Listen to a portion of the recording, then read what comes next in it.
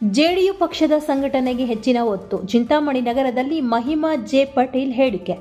ಚಿಕ್ಕಬಳ್ಳಾಪುರ ಜಿಲ್ಲೆ ಚಿಂತಾಮಣಿ ನಗರದ ಪತ್ರಕರ್ತರ ಭವನದಲ್ಲಿ ಹಮ್ಮಿಕೊಂಡಿದ್ದ ಸುದ್ದಿಗೋಷ್ಠಿಯಲ್ಲಿ ಮಾತನಾಡಿದ ಸಂಯುಕ್ತ ಜನತಾದಳ ಪಕ್ಷದ ಸಂಘಟನೆಗೆ ಹೆಚ್ಚಿನ ಒತ್ತು ನೀಡಿ ಈ ಹಿನ್ನೆಲೆಯಲ್ಲಿ ರಾಜ್ಯಾದ್ಯಂತ ಪ್ರವಾಸ ಮಾಡುತ್ತಾ ಪಕ್ಷವನ್ನು ಸಂಘಟಿಸಲು ಮುಂದಾಗಿರುವುದಾಗಿ ಜೆಡಿಯು ಪಕ್ಷದ ರಾಜ್ಯಾಧ್ಯಕ್ಷ ಮಹಿಮಾ ಜೆ ಪಟೇಲ್ ಹೇಳಿದರು.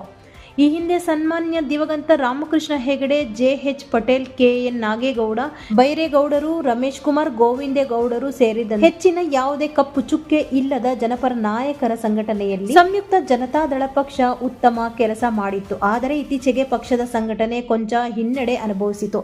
ಆದರೆ ಈಗ ಮತ್ತೊಮ್ಮೆ ಪಕ್ಷಕ್ಕೆ ಪುನರ್ ವೈಭವ ತರುವ ನಿಟ್ಟಿನಲ್ಲಿ ಸಂಘಟನೆ ಮುಂದಾಗುತ್ತಿರುವುದಾಗಿ ಹೇಳಿದರು. ಉತ್ತಮ ಶಿಕ್ಷಣ, ಆರೋಗ್ಯ, ಆಡಳಿತ, ಕೃಷಿ ಮತ್ತು ಪರಿಸರ ಈ ಅಂಶಗಳೊಂದಿಗೆ ಪಕ್ಷವು ಹೆಚ್ಚಿನ ಹೆಜ್ಜೆ ಇಟ್ಟಿದ್ದು, ಜನಪರ ನಿಲುವುಗಳೊಂದಿಗೆ ಜನರ ಸಮಸ್ಯೆಗಳಿಗೆ ಸ್ಪಂದಿಸುವ ಮೂಲಕ ಪಕ್ಷವನ್ನು ಸಂಘಟಿಸಲು ರಾಜ್ಯಾದ್ಯಂತ ಪ್ರವಾಸ ಮಾಡುತ್ತಿರುವುದಾಗಿ ಹೇಳಿದ ಮಹಿಮಾ ಜೆ ಪಟೇಲ್ ಅವರು, ಆಗ್ನೇಯ ಪದವೀಧರ ಕ್ಷೇತ್ರಕ್ಕೆ ಜೆಡಿಯು ಪಕ್ಷದ ಯುವ ಘಟಕದ ರಾಜ್ಯಾಧ್ಯಕ್ಷ ಡಾಕ್ಟರ್ ನಾಗರಾಜ್ ಕೆ ಅವರನ್ನು ಅಭ್ಯರ್ಥಿಯಾಗಿ ಆಯ್ಕೆ ಮಾಡಿದ್ದು, ಅವರನ್ನು ಗೆಲ್ಲಿಸಿಕೊಟ್ಟು ಜನಸೇವೆ ಮಾಡಲು ಅವಕಾಶ ಕಲ್ಪಿಸಿಕೊಡುವಂತೆ ಇದೇ ವೇಳೆ ಮನವಿ ಮಾಡಿದರು. ಈ ಸಂದರ್ಭದಲ್ಲಿ ಡಾಕ್ಟರ್ ನಾಗರಾಜ್ ಕೆ ಸೇರಿದಂತೆ ರಾಜ್ಯ ಘಟಕದ ಪದಾಧಿಕಾರಿಗಳು ಹಾಗೂ ಜಿಲ್ಲಾ ಘಟಕದ ಹಲವಾರು ಉಪಸ್ಥಿತರು ಇದ್ದರು. Bureau report, Chandrahalli Ravi, Chintamani.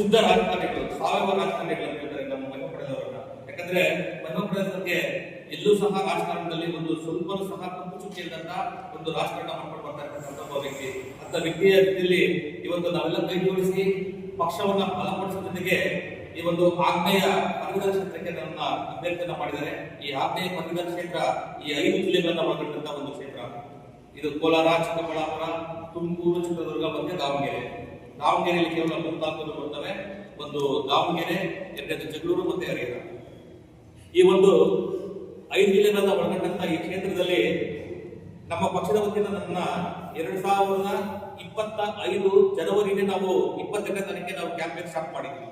ಅದರಲ್ಲೂ ಈ ಚುನಾವಣೆ ಬಗ್ಗೆ ಯಾರು ಏನು ಕಾನ್ಸೆಪ್ಟ್ ಇರಲಿಲ್ಲ. ಆದ್ರೆ ಸಹ ನಾವು ಅವಾಗಲೇ ನನ್ನ ಅಭ್ಯರ್ಥಿ ಅಂತ ಘೋಷಣೆ ಮಾಡಿ ನಾವು 2025 ಜನವರಿ 22ನೇ ತಾರೀಕಿಗೆ ನಾವು ಸ್ಟಾರ್ಟ್ ಮಾಡಿದ್ವಿ. ಮುಳಬಾಗಿಲಿಂದ ಹಿಡಿದು ಸ್ಟಾರ್ಟ್ ಮಾಡಿದ್ವಿ. ಅದಾದ ನಂತರ ನಾವೇನ್ ಮಾಡಿದ್ವಿ, ಪ್ರತಿ ಒಂದು ಶಾಲಾ ಕಾಲೇಜುಗಳಿಗೆ ಮತ್ತು ಸಂಘ ಸಂಸ್ಥೆಗಳಿಗೆ ಭೇಟಿಯನ್ನ ಕೊಟ್ಕೊಂಡು ಫಸ್ಟ್ ಎನ್ರೋಲ್ಮೆಂಟ್ ಮಾಡೋಕೆ ಇರುತ್ತೆ.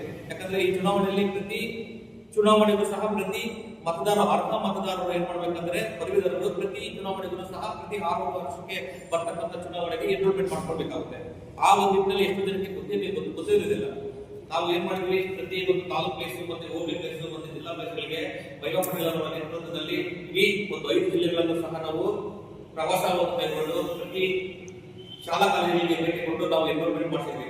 ಈಗ ಪ್ರಸ್ತುತ 1,76,000 ಎನ್ರೋಲ್ಮೆಂಟ್ ಆಗಿದೆ. ಈಗ ಮುಂಬರುವ ನವೆಂಬರ್ ಅಲ್ಲಿ ಚುನಾವಣೆ ನಡೆಯುವ ಎಲ್ಲ ಸಾಧ್ಯತೆಗಳಿದೆ. ಆ ಒಂದು ನಿಟ್ಟಿನಲ್ಲಿ ಮತ್ತೆ ಕರೀತಾರೆ. ಈಗ ಏನಂತೇಳಿ ಎನ್ರೋಲ್ಮೆಂಟ್ ಮಾಡೋಕೆ ಮತ್ತೆ ಅವಕಾಶ ಕೊಡ್ತಾರೆ. ಈಗಾಗಲೇ 2 ಸಲ ಕೊಟ್ಟಿದ್ದಾರೆ. ಒಂದ್ಸಲ ಏನು ಅವಕಾಶ ಎನ್ರೋಲ್ಮೆಂಟ್ ಮಾಡ್ಕೊಂಡಿದ್ರು, ಅದ್ರ ಜೊತೆಗೆ ಈಗ ನೆಕ್ಸ್ಟ್ ಪರಿಷ್ಕರಣೆಗೆ ಒಂದು ಡೇಟ್ ಕೊಟ್ಟರು, ಒಂದು 15 ದಿನಗಳ ಕಾಲ. ಇದನ್ನ ನೆಕ್ಸ್ಟ್ ಈಗ ಇನ್ನೊಂದು ನೋಟಿಫಿಕೇಶನ್ ಬಿಡ್ತಾರೆ. ಆ ನೋಟಿಫಿಕೇಶನ್ ಅಲ್ಲಿ ಇದು ಯಾರು ಮಾಡಿಸಿಲ್ಲ ನಮ್ಮ ಚಿಂತಾಮಣಿ ತಾಲೂಕಲ್ಲಿ ದಯಮಾಡಿ ಎಲ್ಲ ಒಂದು ಮತದಾರರು ತಾವು ನೋಂದಣಿಯನ್ನು ಮಾಡ್ಕೋಬೇಕಂತೇಳಿ ನಾವು ಈ ಮೂಲಕ ರಿಕ್ವೆಸ್ಟ್ ಮಾಡ್ತಾ ಇದ್ವಿ. ಮತ್ತೆ ಈಗ ನಾವು ಪ್ರತಿ ಶಾಲಾ ಕಾಲೇಜಲ್ಲಿ ಭೇಟಿ ಮಾಡ್ಕೊಳ್ತಾ ಇದ್ವಿ. ಅವ್ರಿಗೆ ಅಪ್ಲಿಕೇಶನ್ ಸಹ ಕೊಡ್ತೀವಿ. ಮತ್ತೆ ಅವ್ರಿಗೆ ಯಾವ ರೀತಿ ಎನ್ರೋಲ್ಮೆಂಟ್ ಮಾಡ್ಬೇಕಂತ ಸಹ ನಾವು ಅವೇರ್ನೆಸ್ ಅನ್ನ ಮಾಡ್ಕೊಳ್ತಾ ಇದ್ವಿ. ಇದ್ರ ಜೊತೆಗೆ ಏನಪ್ಪಾ ಅಂದ್ರೆ ನನಗೆ ಈ ಒಂದು ಕ್ಷೇತ್ರ ತುಂಬಾ ಪರಿಚಿತ. ಯಾಕಂದ್ರೆ ನಾನು 2014 ಸಹ ಆಗ್ನೇಯ ಪದವೀಧರ ಕ್ಷೇತ್ರಕ್ಕೆ ಕಂಟೆಸ್ಟ್ ಮಾಡಿದ್ದೆ. 2017ರಲ್ಲಿ ಆಗ್ನೇಯ ಶಿಕ್ಷಕರ ಕ್ಷೇತ್ರಕ್ಕೆ ನಾನು ಉಪಚುನಾವಣೆಗೆ ಕಂಟೆಸ್ಟ್ ಮಾಡಿದಾಗ ಆಡಳಿತದ ಪಕ್ಷದ ಕಾಂಗ್ರೆಸ್ ಪಕ್ಷದ ಅಭ್ಯರ್ಥಿಗಳನ್ನು 5% ಮತ ತಗೊಂಡಿದ್ದೆ. ನಾನು ಪಕ್ಷೇತರ ಅಭ್ಯರ್ಥಿಗೆ ಕಂಟೆಸ್ಟ್ ಮಾಡಿ ಒಂದು ಕಾಂಗ್ರೆಸ್ ಪಕ್ಷದ ಅಭ್ಯರ್ಥಿಗೆ 5% ಮತಗಳು ತಗೊಂಡಿದ್ದೆ. ಇವಾಗ 2017ರಲ್ಲಿ. ಅದಾದ ನಂತರ 2018ರಲ್ಲಿ ಮೇನ್ ಚುನಾವಣೆ ಬಂದಾಗ ಸಹ ನಾನು ಶಿಕ್ಷಕರ ಕ್ಷೇತ್ರಕ್ಕೆ ಕಂಟೆಸ್ಟ್ ಮಾಡಿದ್ದೆ. ಹಾಗಾಗಿ ಈ ಏನು ಕ್ಷೇತ್ರ ಇದೆ, ಈ ಕ್ಷೇತ್ರ ನನಗೆ ಚಿರಪರಿಚಿತಾಗಿದೆ. ಅದಾದ ನಂತರ ನಾನೇನು ಸೋತಿದ್ದೀನಿ ಅಂತೇಳಿ ಬರೆಯಲ್ಪಡ್ತಾ ಇಲ್ಲ.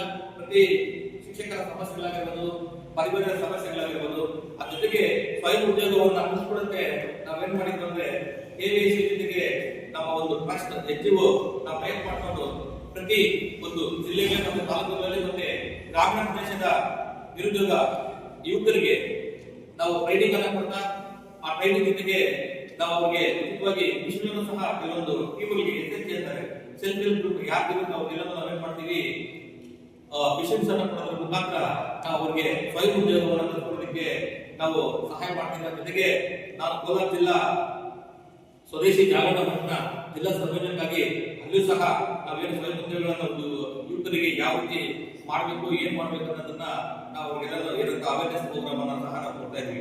ಇದ್ರ ಜೊತೆಗೆ ನಮ್ಮದೇ ಆದಂತಹ ಕ್ಲಸ್ಟರ್ ಇದೆ, ಅಲ್ಲೂ ಸಹ ನಾವು ಉಚಿತವಾಗಿ ಪಾರ್ಟಿ ಕ್ಲಾಸ್ ಅಂತ ಹೇಳಿ ಅಲ್ಲಿ ಸಹ ನಾವು ಉಚಿತವಾಗಿ ಟ್ರೈನಿಂಗ್ ಅನ್ನು ಕೊಡ್ತಾ, ಜೊತೆಗೆ ಇಲ್ಲಿ ಈ ಜಿಲ್ಲಾ ಕೇಂದ್ರಗಳಲ್ಲಿ IAS ಮತ್ತೆ KSC ಸೆಂಟರ್ಗಳಲ್ಲಿ ಯಾವ ಮಕ್ಕಳು ನಾವು ಸಹಾಯವನ್ನ ಮಾಡ್ತಾ ಅವ್ರಿಗೆ ಯಾವ ರೀತಿ ಎಜುಕೇಶನ್ಗೆ ಮುಂದೆ ಹೋಗ್ಬೇಕನ್ನೋದ್ರ ಮುಖಾಂತರ ಸಹಾಯ ಮಾಡೋದ್ರ ಮುಖಾಂತರ ನಾವು ಅವರೆಲ್ಲ ನೆರವಾಗ್ತಾ ಇದ್ವಿ. ಇದ್ರ ಜೊತೆಗೆ ಏನಪ್ಪಾ ಅಂದ್ರೆ ಅತಿಥಿ ಉಪನ್ಯಾಸಕರು ಬಹಳ ದೊಡ್ಡ ಮಟ್ಟದಲ್ಲಿ ನಾವು ಹೋರಾಟ ಮಾಡ್ತಾ ಇದ್ವಿ. ಈಗ ರೀಸೆಂಟ್ ಸಹ ಕರ್ನಾಟಕ ಸರ್ಕಾರ 72,000 ಹುದ್ದೆಗಳಿಗೆ ಸರ್ಕಾರಿ ಹುದ್ದೆಗಳಿಗೆ ಅನುಮೋದನೆ ಮಾಡಿದೆ. ಹಾಗಾಗಿ ಏನ್ ಮಾಡ್ತಾರೆ ಅಂದ್ರೆ ಸ್ಟೆಪ್ ಬೈ ಸ್ಟೆಪ್, ಅಂದ್ರೆ ಈಗ ಕೆಲವೊಂದು ಇಲಾಖೆಯಲ್ಲಿ ಸ್ವಲ್ಪ ಕರೆದ್ರೆ ಮತ್ತೆ ನೆಕ್ಸ್ಟ್ ಇನ್ನೊಂದು ಸ್ವಲ್ಪ ಇಟ್ಕೊಂಡು ಅದರ ಕಡೆ ಒಂದು ಪ್ಲಾನ್ ಇದೆ. ಬಟ್ ನಮ್ಮ ಪಕ್ಷದ ವತಿಯಿಂದ ನಾವು ಈಗಾಗಲೇ ಸರ್ಕಾರಕ್ಕೆ ಆಗ್ರಹ ಮಾಡಿದ್ವಿ ಏನಂತ ಹೇಳಿ 72,000 ಹುದ್ದೆಗಳು ಸಹ ಏಕಕಾಲದಲ್ಲಿ ಭರ್ತಿ ಮಾಡಿಕೊಂಡ್ರೆ ಬಹಳಷ್ಟು ಜನ ನಮ್ಮ ಪದವೀಧರರಿಗೆ ಸಹಾಯ ಆಗುತ್ತೆ ಅನ್ನೋದು ನಮ್ಮ ಒಂದು ಅನಿಸಿಕೆ ಇದೆ. ಆ ಒಂದು ನಿಟ್ಟಿನಲ್ಲಿ ಈಗಾಗಲೇ ಆಗ್ರಹವನ್ನು ಮಾಡಿದ್ವಿ. ಯಾಕಂದ್ರೆ ಇದು ಉದಾಹರಣೆ ಇದೆ. ಯಾಕಂದ್ರೆ ನಮ್ಮ ಮಹಿಮಾ ಪಟೇಲ್ ಅವರ ತಂದೆಯವರು CM ಆಗಿದ್ದಾಗ, CM ಆಗಿದ್ದಾಗ ಮತ್ತೆ ಗೋವಿಂದ ಗೌಡರು ಶಿಕ್ಷಣ ಮಂತ್ರಿಗಳಾಗಿದ್ದಾಗ ನಾವು 1 ಲಕ್ಷ ಸರ್ಕಾರದಲ್ಲಿ 1 ಲಕ್ಷ ಶಿಕ್ಷಕರನ್ನ ಏಕಕಾಲದಲ್ಲಿ ಯಾವುದೇ ಒಂದು ಭ್ರಷ್ಟಾಚಾರ ಇಲ್ಲದೆ ಏಕಕಾಲದಲ್ಲಿ ನಾವು ಅವರನ್ನ ನೇಮಕ ಮಾಡಿಕೊಂಡಿದ್ವಿ. ಆ ಒಂದು ರೆಕಾರ್ಡ್ ಯಾವ ಸರ್ಕಾರಗಳು ಮುರಿಯಕ್ಕೆ ಆಗ್ತಾ ಇಲ್ಲ.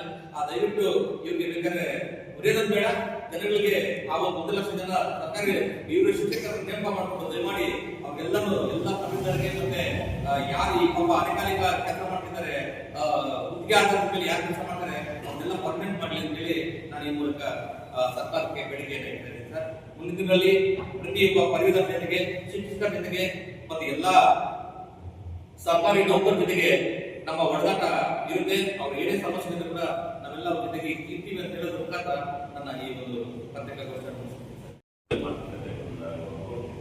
ಇವತ್ತೆಲ್ಲ ನೋಡುತ್ತೆ ಶಿವಮೊಗ್ಗದಲ್ಲಿ ನಮ್ಮ ಕುಮಾರ್ ಅವರು ಮತ್ತೆ KJ ಜಾರ್ಜ್ ಅವರು ಪಂಪ್ ಸ್ಟೋರೇಜ್ ಪ್ರಾಜೆಕ್ಟ್ ಅಂತ ಹೇಳಿ ಅಲ್ಲಿ ಪಶ್ಚಿಮ ಘಟ್ಟಗಳಲ್ಲಿ ಅಲ್ಲಿ ಅದು ಮಾಡೇ ಮಾಡ್ತೀವಿ ಅಂತ ಕಟಮಾನಿತನ ಸರ್ಕಾರದಲ್ಲಿ ಕಟಮಾನಿತನ ಇರಬಾರ್ದು. ಅದು ಜನರು